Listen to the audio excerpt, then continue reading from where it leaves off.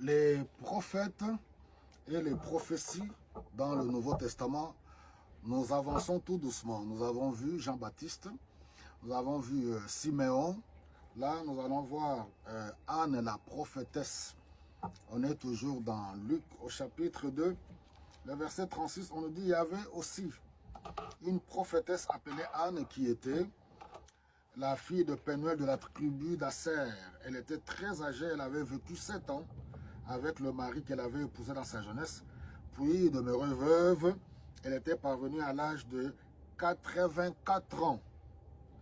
Elle ne quittait pas le temple, mais elle servait Dieu jour et nuit. Elle jeûnait, elle priait, et ainsi de suite. Voilà encore une fois de plus quelques caractéristiques. Ce n'est pas pour comparer ni juger quiconque. Cela doit nous servir d'exemple. Tous ces prophètes, par rapport à notre propre vie aujourd'hui, nous qui sommes serviteurs de Dieu. Mariée dans sa jeunesse, 7 ans après, le mari meurt, elle reste veuve. Elle n'a pas commencé à courir chez des prophètes de leur époque ou chez les pasteurs pour que Dieu puisse voir son cas. Pour que Dieu, pour qu'on lui montre son mari. Je ne suis pas contre, hein? Donc on se comprend bien. Celui qui veut se marier, se remarier, ne fait pas non plus mal. Hein? Le veuve ou quiconque qui veut se marier ne fait pas du tout mal. Mais c'est pour montrer tout simplement qu'elle était une femme consacrée.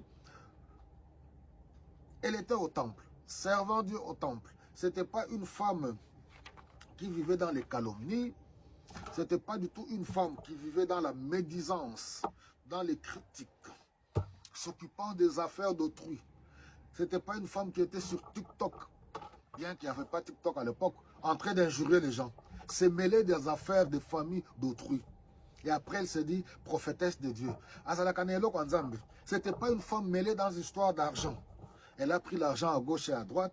Elle a pris des cabellos à gauche et à droite. Elle a pris des bijoux à gauche et à droite. On est en train de la pourchasser, de la chercher. Elle a promis de rendre l'argent. Elle ne donne pas l'argent. Mais c'est elle qui jeûne, qui prie elle, à l'église. Voilà, elle entre en transe, elle prie, elle prophétise. Non, non, non, bien aimé. Nous devons arrêter avec ces rigolades. On nous dit que cette femme, quand elle entre au temple, et qu'elle arrivait au même moment, et s'est mise à remercier Dieu, elle parla de l'enfant à tous ceux qui l'entendaient, que Dieu délivre Israël, que Dieu délivre Jérusalem. Son message était bien précis, parlait de la rédemption que le peuple d'Israël devait avoir en Jésus-Christ. Se repentir, croire en lui pour recevoir le salut. Vous avez vu Siméon, lui il a parlé que cet enfant il sera une occasion de relèvement de plusieurs et une occasion de chute de beaucoup en Israël. C'est-à-dire que le Messie qui est venu, cet enfant-là, le salut vient par lui. Le salut n'est plus dans la loi de Moïse. Le salut n'est plus dans vos coutumes, dans vos traditions. C'est ça le message de Dieu. C'est le message du salut. Quand un prophète parle, jugement et puis salut. Il proclame, il prédit. Il ne vient pas avec des aventures et il veille sur son propre témoignage. Dieu nous appelle tels que nous sommes, avec nos faiblesses, mais c'est à nous-mêmes de travailler notre témoignage pour ne pas discréditer le message de Dieu.